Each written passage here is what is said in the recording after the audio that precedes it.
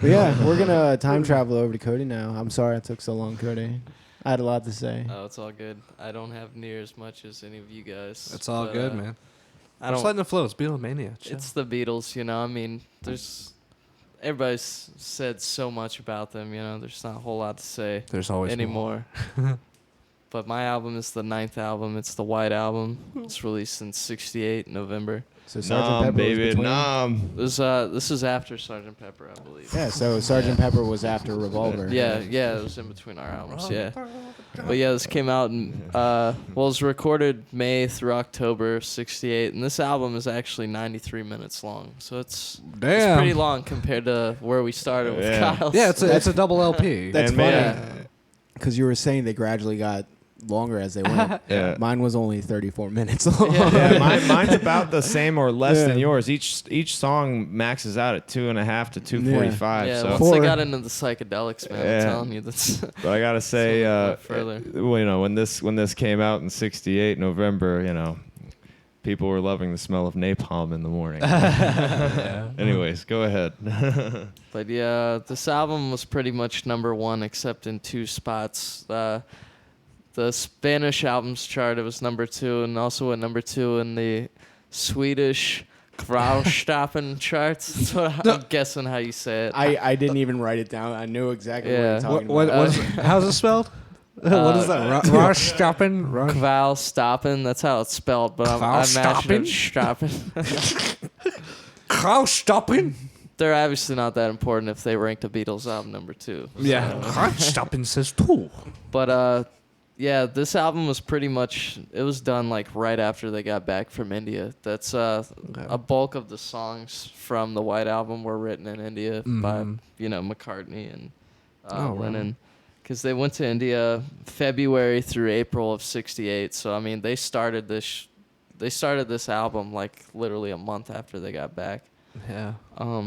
They really, once they went out to India, they really got into the whole, I guess, Buddhism, meditation, all that. Yeah, and they felt more Hare free Krishna when they were writing. They were really inspired out there. So every afternoon, McCartney and Lennon would get together and show each other what they wrote, went over it, whatnot. That just sounds good. Yeah. That sounds so nice. Just a good I know, place right? to be. When I was researching, I was like, damn, I need to go to India. Yeah, that's just go to Write some India, movies. chill for like 2 or 3 months, and it's just to get all enlightened and shit. At least once. No electronics, no. Yeah, just color some clothes or whatever with the dyes. Right. I think dye is a thing over there. This whole spiritual journey kind of got George back into playing guitar too, because how Ian was saying, he had gotten into playing sitar and stuff. Mm-hmm. Oh yeah. And for 2 years straight, he was heavily playing sitar, more than guitar. But going out and meditating and doing all that, he kind of got back into it, so he started writing more stuff. I think that's when he wrote While My Guitar Gently Weeps while he was in India. I'm not positive, don't quote me on that. Don't quote me, boy. Don't look at your notes either. I'm turning pages and glancing. Okay, well, I'm just going to say he didn't write that out. But no, a lot of people... I'm pretty sure that was in India, yeah. It's really cliche and stereotyped that, they went out to India and they were dropping LSD and they were doing all this crazy shit, when in reality, no, they didn't.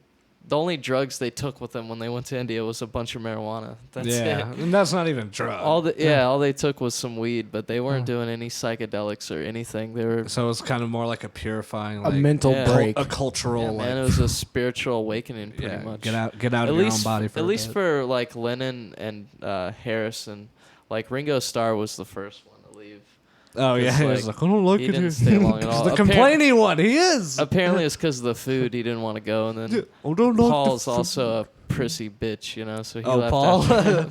It's I don't like to say that. Lennon was the last one to leave. Apparently, when Lennon left, it was because the Maharishi was hitting on some of the women. Apparently, that the Beatles brought out, but this was later on to be found out false or whatever. Oh, okay. But at the time, Maharishi, is that the leader? Yeah, he was the. Maharaja? He was their leader, pretty much. Out there. Spiritual leader? Yeah, he was their spiritual leader. Oh, yeah, and then when he starts hitting on girls and shit, or it's I don't know, when he gets apparently that was false, though. Oh, but okay. I was I can see why he left. Yeah, according to John Lennon, that's what happened. That's why he left. But, yeah, so they get back, you know, and they think their lives are gonna change and all this shit, you know, like they're smart now, they're awakened. They feel wise. Yeah, and then they get back and then they start this. It's like a business deal with Apple, a multimedia business deal called Apple Corps that they started.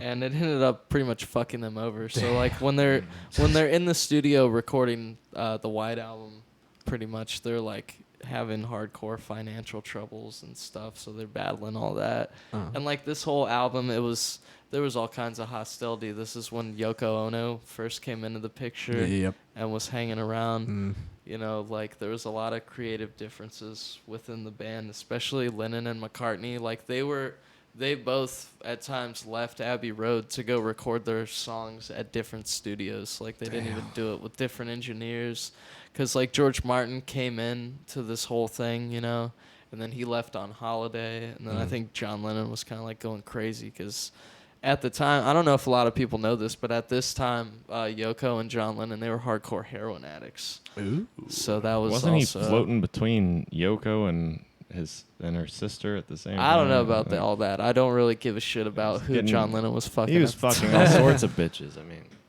well, the call main of one was bitches, but Yoko I mean, Ono. like just the way that it's looked upon. I don't know. I saw some ridiculous documentary at your house, but yeah, of course, We could just say he got around, possibly. Yoko. But I mean, you're famous. I mean, what are you gonna do? Come on. Sorry for talking. Yeah, but that was pretty much what started the tensions, you know, and it was just one thing after another with them.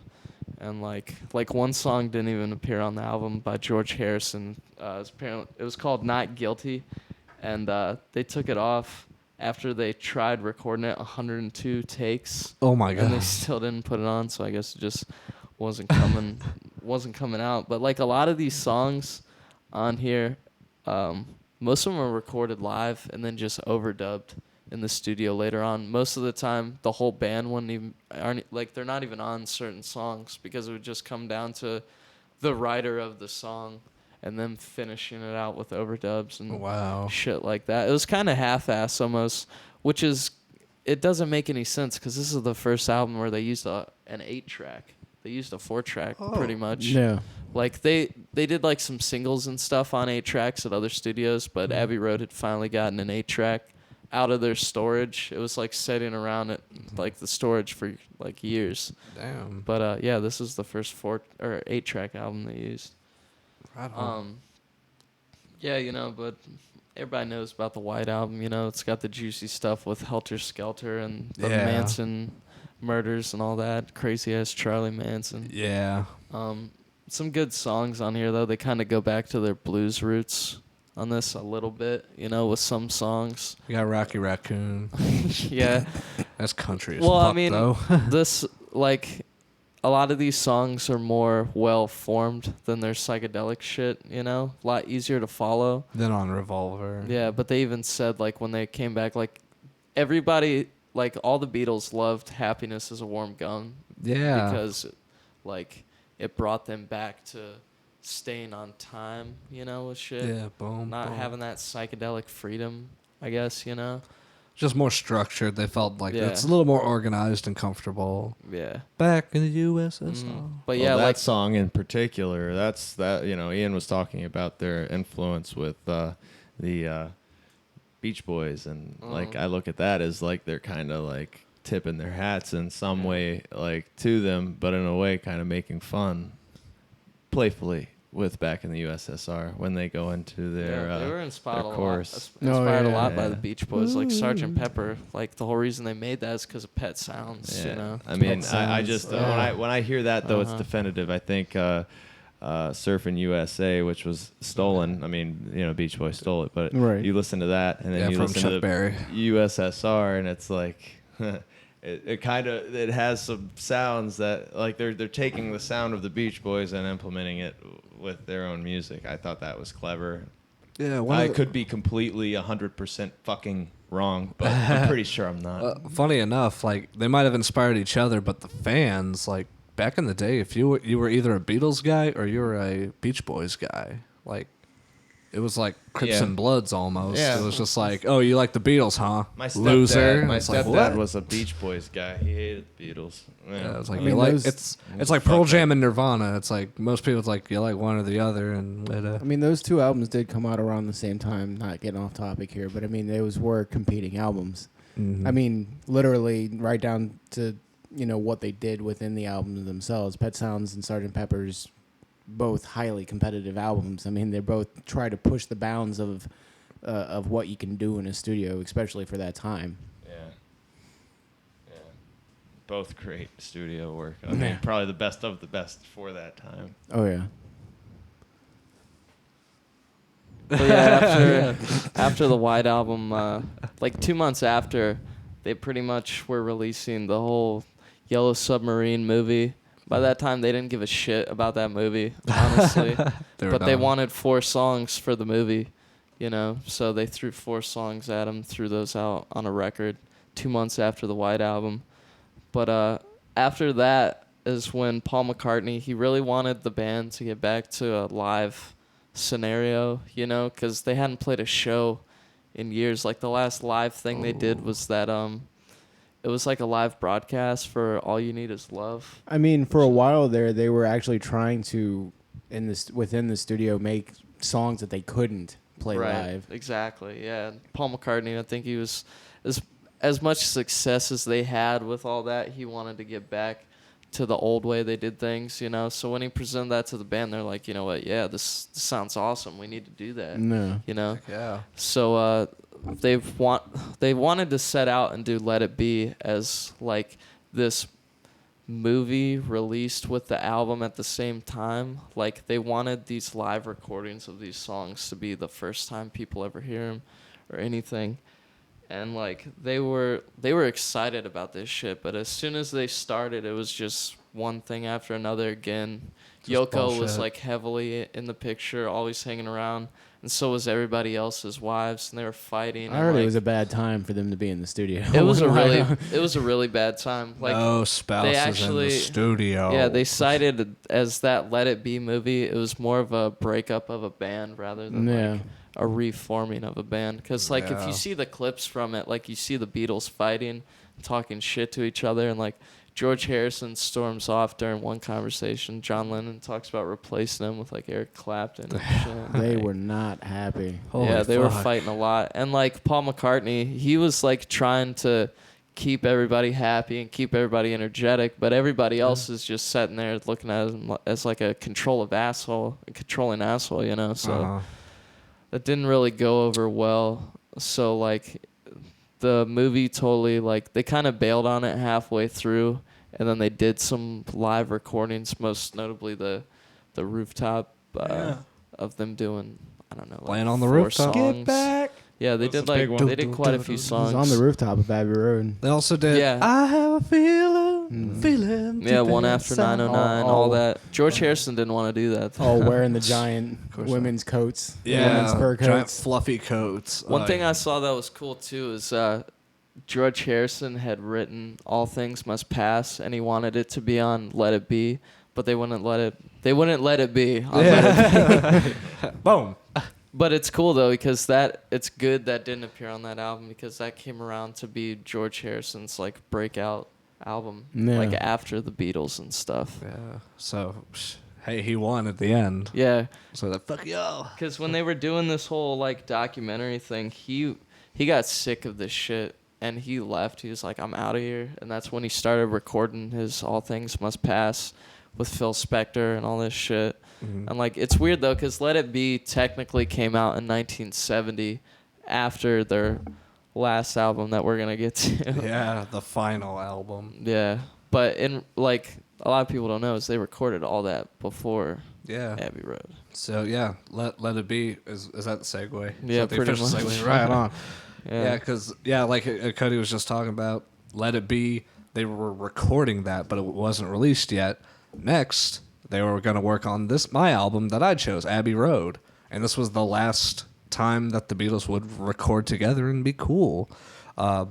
And like it's like that was a great setup because like I do not have to say like 100 things now. I'm very happy with that. So so everybody's pissed off at each other. Yoko actually had a freaking cot in the studio. Wow, that's hardcore. I didn't know that. Yeah, it's like it's not fair. Like that's not to me. It's like that's not cool. Like you don't put spouses in the studio. This is work. You always hear the rumors like Yoko. Yeah, she was hanging around. Probably not that bad. It's like no, she had a fucking cot. No, she was sleeping there. You know, it's Lennon had a sexual appetite that needed to be filled every night after recording. Yeah. So this was recorded. This show was recorded in 1969. Let's see here, and this album actually used a lot of the Moog synthesizer and the Leslie speaker. Leslie speaker was mainly used for the Hammond organ. The Moog synthesizer, during my research, I came across this sentence and I couldn't understand like half the words, so I wanted to say it, so I wrote it all down. The Moog Company pioneered the commercial manufacture of modular voltage-controlled analog synthesizer systems in the mid-1960s. Now you know what it is, right? No. Yeah, nah. It's a synthesizer. Yeah, yeah, boom. This album, critics called it inauthentic. It didn't sound like any of it mattered, really. Wow. And then, of course, years later, they're like, oh, actually, it's one of the best albums ever. This was one of the best-selling Beatles albums. Didn't grab any of the charts or anything. George Martin, for this one, he said, I'll produce this, but you all gotta stay out of it. Like, you guys just play the dang songs how I say, and we're gonna do this, and that's it. So, this is George Martin's baby, kind of. During the Let It Be recordings, John Lennon and Billy Preston, they had some backing track done. They recorded the backtracks for "I Want You." Mm-hmm. Yeah, I want you so bad. At this time, Ringo Starr was working on a movie called The Magic Christian, and he was more concerned with that than the last Beatles recording. Wow. At this time, John Lennon was pretty much done with the group through this entire recording process. He just didn't. He wasn't in it, you know. Let me see here. There's the speaker thing. Oh, right, and I'm just going to move on to songs on the albums and fun stuff. It's fun stuff to associate with that. And the ending of this, like, now that I know what I know from everybody else talking, it's like some shit's really, like, adding up now.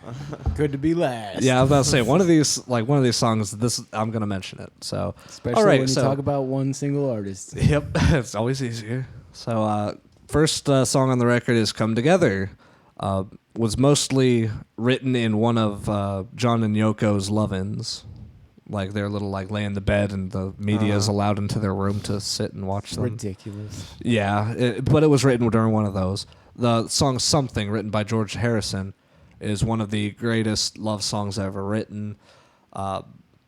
Actually, Harrison got Lennon to help him write it for some stuff. Like Lennon was giving him pointers on writing. But the song was Harrison's. Was originally given to Joe Cocker. Really? Yep. And that's why it's on the Joe Cocker album. Joe Cocker with an exclamation point at the end. But then they reclaimed it and they're like, we're going to do this song because we wrote it. And da-da-da. But it did end up on a Joe Cocker recording. The Cock. Was that the single for Abbey Road? The A-side? It was something. And then also the B. It was, I think they called it, they released a double A side. That was something. And then a John Lennon song? Was it the Ballad of no, wait. No. I think it was Here Comes the Sun. Okay. That was the second. Yeah. Damn, so he was like the single. Yeah, like George Harrison rocked this album. He really did. Third song we have is Maxwell's Silver Hammer. That was written by Paul. And this is what hit me when one of you guys mentioned that Paul was the odd man out because he didn't really fuck around with LSD and stuff. Mm-hmm. So, and then it turns out that Paul also is not the one to party; he's more the workhorse. Mm-hmm. And Maxwell's Silver Hammer, one of the prominent things on this was Nobody else in the band liked it. Ringo tried to be like, no, I guess it's okay, but he really didn't like it. They called it granny music. They said, this is granny music. This isn't hip. This isn't cool. It's a drag. We don't want to play granny music. We want to be hip, young. Well, I mean, look at guys. when I'm 64. I mean, that's not, literal granny music for real. I'm but 64. but it's still a good song. It's just not. It's not. It kind of like doesn't fit the theme maybe or what they are about. And Yeah, that's they where just, the rest of the group's like, ooh, you're a square. Yeah. Exactly, yeah, and they were just like, well, he's acting like a square. He doesn't do LSD. He wants to play old people music. And it's funny hippies. now that we think about all that. It's like, well, actually, George and Lennon and Ringo, you all were writing grandpa music because with all the stuff we have today, thinking about it. But it's awesome. Anyway, that's what struck me. It was like, holy fuck, he really was the odd man out because that's how people felt about all the songs that Paul wrote for this album. Next, you have "Oh Darlin'," and that was written in the classic kind of doo-wop style. Paul actually made his voice rough just to make it sound authentic. For what song? Oh, darling. For "Oh Darlin'," he made it rough because he went into the studio every morning and he would just shout and sing, so it would be rough. So it would give the illusion that he'd been singing it on stage for a week and stuff like that, even though he hadn't. John Lennon really wanted to sing that song He could have instead. sang that song, actually. Probably Yeah. would have done a better job, too. Yeah, he said it's more my style. Like, Yeah, well, it is. I mean, you listen to him. it's kind of like, let me borrow that top. I look better in it anyway, kind of thing. It's the musician's version of that. And my next song, in my notes, I just put Octopus's Garden. That was written by Ringo Starr. Woo! Anyway. I like that song. Fuck you I love guys. that song. I love that song. I used it in one of my movies. do, do, do, do. Yeah, it is a fun song. It's definitely one of those great chill out and enjoy yourself kind of songs. The harmonies are really fun, too. It's a fun song to sing. Yeah, never mind. It's not that bad. Next title on the track, and this is all side one. This is the end of side one. I Want You, in parentheses, She's So Heavy. Lennon wrote it about Yoko. I don't know if he was calling her fat. I do not know. Heavy had a different meaning back in the day. Yeah. Like what? Like damn, that's heavy, bro. Like serious or Like big deal. Like Yeah. heavy. yeah, okay. Oh, she's such a big deal. Okay, I got it. He wanted very straightforward lyrics. That's just what he wanted for the song. And he actually designed those prog rock kind of changes. It made the song very progressive. How it goes, just that boom boom boom boom.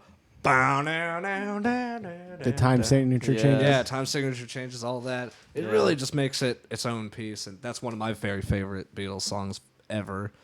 Right, and then we're moving on to side two. Starting it off, Here Comes the Sun, another George Harrison. That was the second single.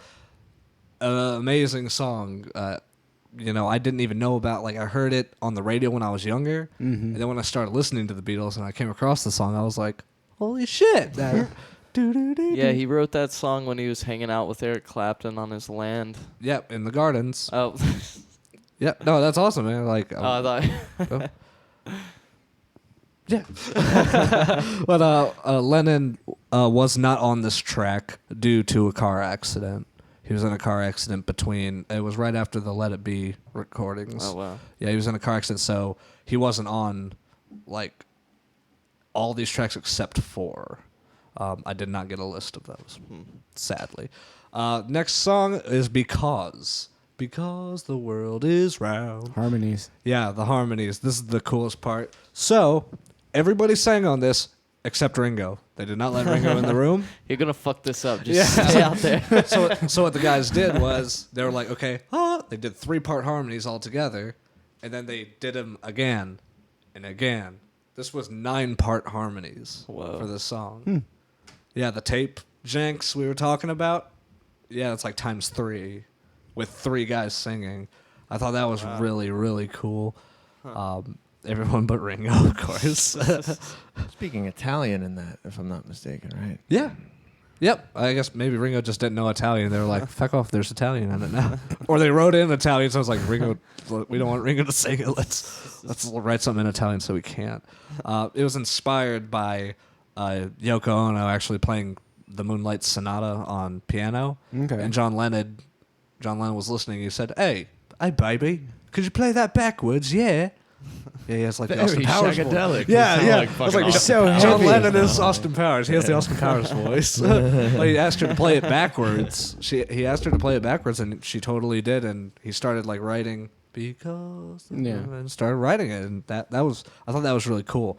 And to finish off the album is one huge medley of half written, half done songs. They were just like half are John's, half are Paul's. end. Yeah. Oh, And at yeah. the very that's what was like really cool when I discovered that, because Let It Be was recorded before Abbey Road, but it didn't release until after Abbey Road, after the band has broken up and everything. And while researching, I learned that like, wow, this is the last recording, and the medley, this is the end, this is the grand finale kind of, and I guess that's how they were seeing it too at the time, because they were like, I don't know how much longer I'm gonna talk to these fuckers. And Right. Yeah, because they've been going at it for 10 years. They're Yeah. sick of seeing each other. yeah, they're just sick of it, and it's like, holy fuck, That's cool as shit, though. The last song on the album, pretty much the last song in Beatles history, is a compilation of all their own songs. Yeah. Into one track. Yep, Like, and it starts with I love that track. here are all too, the man. subgenres in the medley. We have "You Never Give Me Your Money." That's written by Love Collective. that song. Yeah, It's one of my favorite I Beatles like that songs one, of too. all time. yeah, that was about the problems with actually getting their money and the altercations that are constantly happening about pay and shit Right. like that. But at this point it hadn't happened for years, so it wasn't like a hot topic. But they wrote it. The next one was Sun King. That was written by John. It was a 3-part harmony again. Sun King. That's a really slow jam. Yeah, it has the crickets in it and stuff too. Yeah. Do do do. Yeah, you can listen to that outside on a summer night and be very happy. Mean Mr. Mustard. That's a weird song. It was written in it was written while they were in India in That is 1968. the weird one. I on love that Yeah. song. Mean Mr. Mustard. Mean Mr. Mustard. And then I don't know how to say it. Polythene. Polythene Pam. Yeah, Polythene Polythene Pam. Yeah, I used because like I don't think he says it in the song, but it's like I always thought You it should was. see Polythene Pam. There we So go. good looking, but she looks like a man. Yeah, it's like I never caught that. It's about Bruce Jenner. And then Paul wrote the next song in the medley. She came in through the bathroom window. cock. My favorite love it. song. Came in Love through the it. bathroom Cocker. window, and in through the bathroom window. that was written by. That was written from an actual event. A fan creeped in through his window one night. Yeah. Dog's an Englishman, right? Mm-hmm. Oh yeah, he covers it. Golden Slumbers. Paul wrote that as well. That was from a Thomas Dekker poem. That's another favorite set to one of music. mine. Abbey Road is just a fantastic album. Yeah, and like I said, this is just like all the boom, boom, boom, boom, boom titles going down this medley to finalize Yeah. everything. The grand finale. I love. Now that I think about it, it's like this is a finale. It's just like a Yeah. fireworks display going off with all these songs, and then Carry That Weight. Boy, you're gonna carry that weight. That's everybody singing. All 4 people on vocals. Ringo made the cut for this one. Well, yeah. He's like the They're, main they're vocal like point shouting, of that yeah, song. for real. Yeah. You can Hear And then- usually hear him, yeah. And then for the very end, which I thought was the tits, like this is the coolest fucking part. The last one is the end, Yeah. and the The end. greatest Beatles lyrics you'll ever know is, and in the end, the love you take is equal to the love you make. Yeah. Yeah. And that's it. And then it just ends Fantastic. on the harmonies and stuff. And Some then guitar, some Yeah, really the cool music guitar is so beautiful. fading out. then it compresses down and it fades out. You have 20 seconds of silence. They And waited. then Her Majesty comes Yeah. on. I love it. Her Majesty is a 26-second song. You know why? Because it was originally supposed to be a part of the medley. Paul didn't know where to put it. Put it at the end. Yeah, so the guy doing the track literally is like, okay, I guess we're closing shop for the night and stuff, and he just I slid forgot about it. this one. Yeah, he slid it 20 seconds further, and it was just like, Would you okay. say that it would be kind of like that bonus track to it though? Kind of like Yeah. the It's- first band to put a bonus track on an Did album. y'all ever see the end of Fresh Prince of Bel-Air? You ever see the last episode? Yes, but I don't remember I was it. That just was gonna back in relate this to a sitcom. Yeah, it's That's how it feels. Because you have like, oh, like everybody leaves, and then everybody finally leaves the living room. Will Smith has his little like look around the place, and it's like, oh, there's been a lot of memories, and then he walks out, turns off the lights, and it's like the show's over, And then Carlton runs from downstairs because Yeah. he was using the bathroom. He's like, "Hey, everybody, wait for me!" Like Yeah. a final little laugh before the Yeah. show's done. And that's kind of what Her Majesty was. It was like, Uh-huh. "This is the ending of the era. The Beatles are no more." But it's gonna be okay. Yeah, and that's like, imagine she's a pretty nice girl, but she doesn't got a lot to say. Dun, dun, dun, dun. And it goes into a nice little ditty.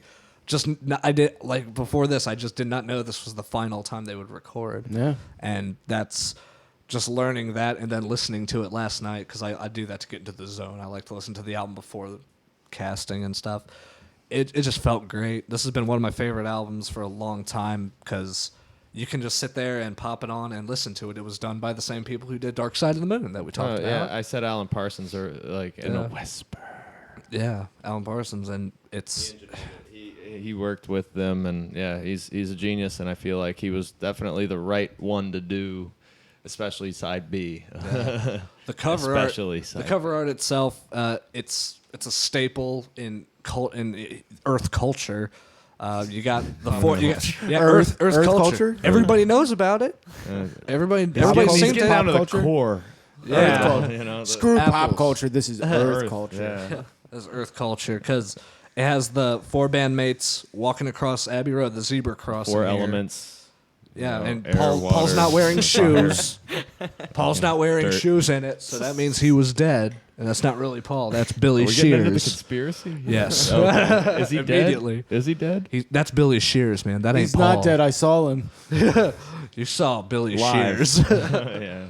But yeah, that's Dead my on the album, inside. and that's one of the most magical. So albums so ever. before we Funny, the end one it, that's like dead is the only one to have like a great fucking like solo career. Everybody else is fucked. Pretty much dead or fucked. So before we end it, did everybody do their the albums that were their favorites? Nah.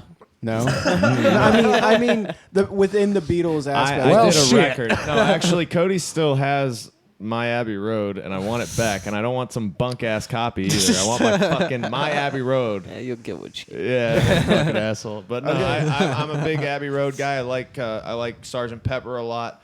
I do like Revolver. I like a lot of Beatles albums, but I can't really listen to one the whole way through, with the exception of Abbey Road. Yeah. That's the one album I can listen to from front to back. And because we're doing Beatles Mania, it was kind of a difficult one to pick, and I didn't want to pick that one because I already know that we all love that album. So it's like, all right. Yeah, White if I Album's had a to great pick, album. if Don't I had wanna to pick that a one. whole album, it would just be the Red and Blue Greatest Hits because Hey, It's got them all, right? yeah, it's got them Okay. all on there. So No, Chris, yeah, what's up? what favorite Beatles album? Yeah, Abbey Road or Beatles 1. So like a greatest hits. all right, Ian. Hey, I'm. that's for really. Can I give a top 3 or do I have to choose? No. top 3. Give top 3. Do the top okay. 3, bro. Okay.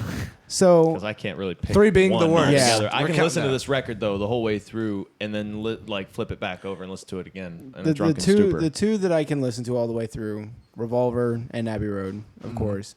But I'm gonna go with my number 3 with Please Please Me.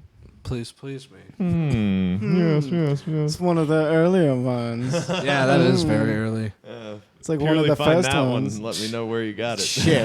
Let me know. Yeah, who you if I don't stole it spend like from. $200 on it. Yeah. Damn. Well, that looks like the end. Shoot. Question? I do want to ask everybody at home. I hope we get a little bit more feedback than we did last. What? Hey, everybody. I just want to ask you a quick little question. Nobody liked your question, Chris. Don't be offended by it. real quick? Question Yeah. sucked. Jeez. God. Question sucked. I get it. Okay. So, hey, everybody out there in music land, who is your very favorite artist, or which artist Earthland. do you hate the most? Really, who do you hate the most? But who do you love? Yeah, who do you love? Or who do you hate? Let us know. Be like, you can just say, I hate blah, blah, blah. Please We'd tell rather us hear why. who you hate. But, if you want to throw in a couple of good ones, we might just Yeah. put them on, huh? Exactly. We're going to mention it here, so please just give us a shout. Again, I'm Chris Morrison. I'm Ian. Ringo. Yada Mandata. We're closed.